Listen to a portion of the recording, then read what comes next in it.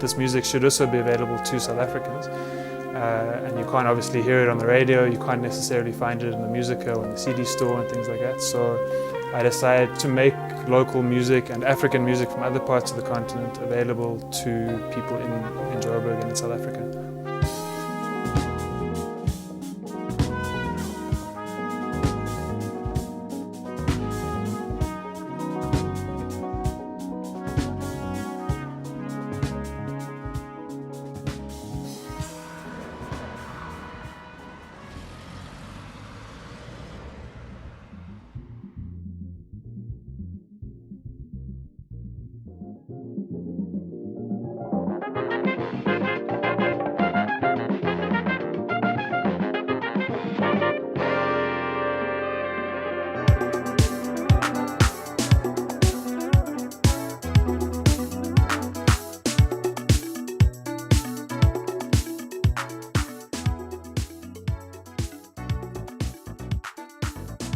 From the store, I've been able to lay the foundations or start up a small label as well.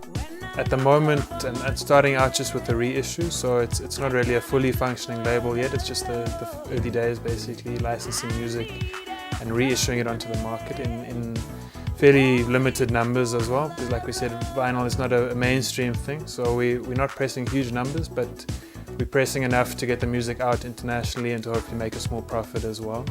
I'm working quite closely with a company in the Netherlands called Rush Hour, who have been able to support me by helping with the production costs and things as well, and the distribution as well. The second one came out, it's a 12-inch of music from the early 90s, quite a 12-inch basically by a band called Volcano, and the B-side is by the Beat Gangsters. Now the third release that's come out is an anthology by artists called Ntombi and Daba. Now, thankfully, she's been booked to perform in Europe next year, so I'm really hoping to focus more and more of my energy on her and on some of her contemporaries as well, and use the label as a platform to not just sell the records, but also create performance opportunities for artists internationally specifically, which is a territory they were never really able to explore back in the day due to politics and due to just the nature of the music industry. So more and more, as I'm working with artists of that older generation, I'm kind of getting more excited about helping them and working for them rather than just trying to get their signature and then sell their music. The dude to my right has provided me personally with more good music in the last 2 or 3 years than anyone. He runs a blog called Afrosynth. He releases incredibly good compilations of South African music from the 80s. He is on top of his game. And it's a delight to welcome to London DJ Okapi for the first time playing live in the Boiler Room. Please everyone show him a warm welcome. And get ready for an education. I was very lucky in 2017 to get booked for some big European festivals.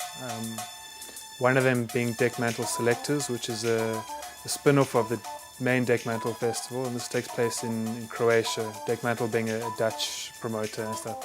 And I was obviously blown away by the opportunity to play old South African records to what's considered really a cutting-edge kind of festival. A lot of promoters are there, a lot of people who are very into music from all over the world are there. And it was a fantastic experience. To share records on the beach in Croatia is fantastic, and I would never imagine a few years ago that I could get that opportunity. I also played at Dimensions Festival the following weekend, also in Croatia. That was incredible as well. So slowly but surely, I think the world is getting turned on to all kinds of South African music, particularly contemporary music, house music.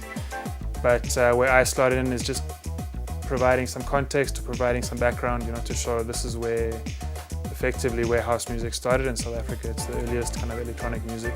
It's not traditional music, it's not raw African music, it's just funky, fun South African dance music that comes from a very contentious, complicated time in our history, but the music is too good to ignore, to let disappear. So thankfully now there is a growing international market for this, and I'm only grateful for the opportunities to share this music with people.